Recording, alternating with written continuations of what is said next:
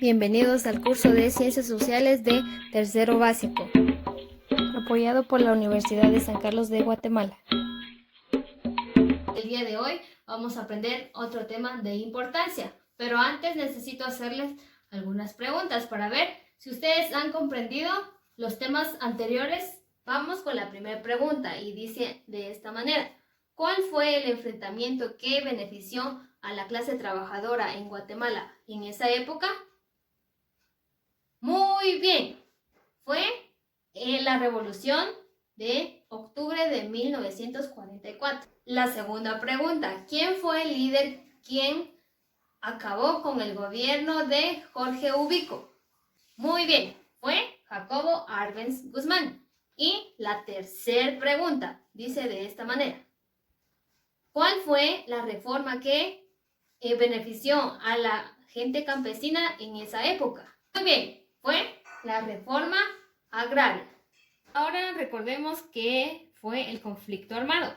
Y el conflicto armado dice que, además de interno, también llamado guerra civil, y ocurrió en 1960 hasta 1996. Imagínense cuántos años fueron de sufrimiento. Dice que el ejército defendía al gobierno y la guerrilla, que eran civiles subversivos, defendían lo que les correspondía y lo que les pertenecía.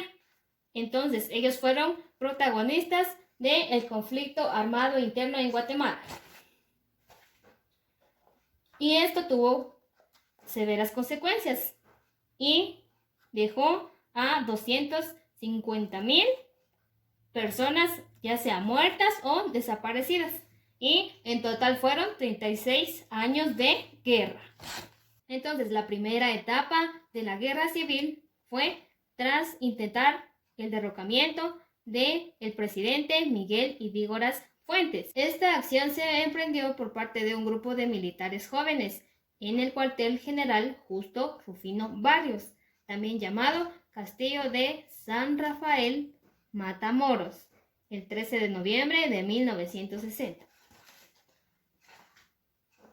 Luego de eso hubieron muchas alianzas y también se formaron varios enemigos, por decirlo así, del gobierno. Uno de ellos fue el Partido Guatemalteco de Trabajo y las siglas eran PGT. También se formó las Fuerzas Armadas Rebeldes, las siglas FARC. En 1980 se formó la Unidad Revolucionaria Nacional Guatemalteca, URNG, la United Fruit Company. Ellos se recuerdan que tenían tierras y entre sus tierras tenían 156,000 hectáreas que no estaban utilizando, y lo cual era el 64% de su territorio.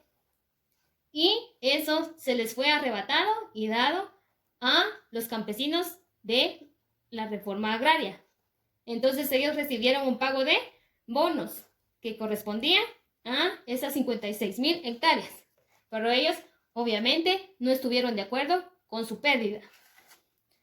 Así es como inició el conflicto bélico al cual le llamamos la guerra civil, entre civiles subversivos y el ejército, financiado ¿por quién? Por la compañía bananera.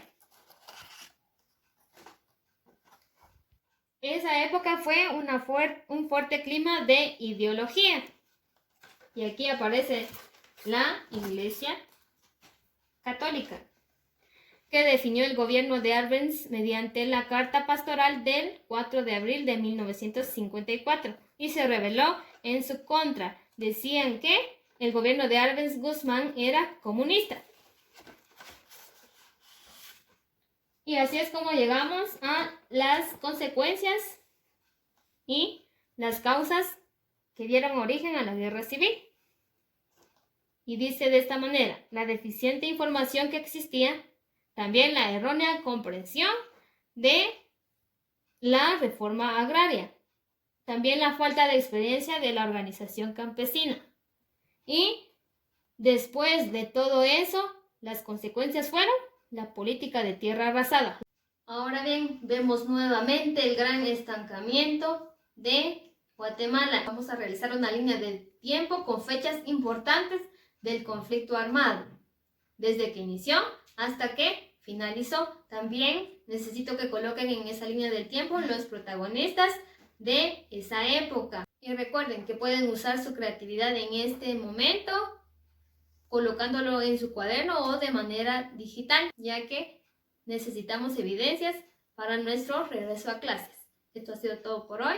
Hasta luego.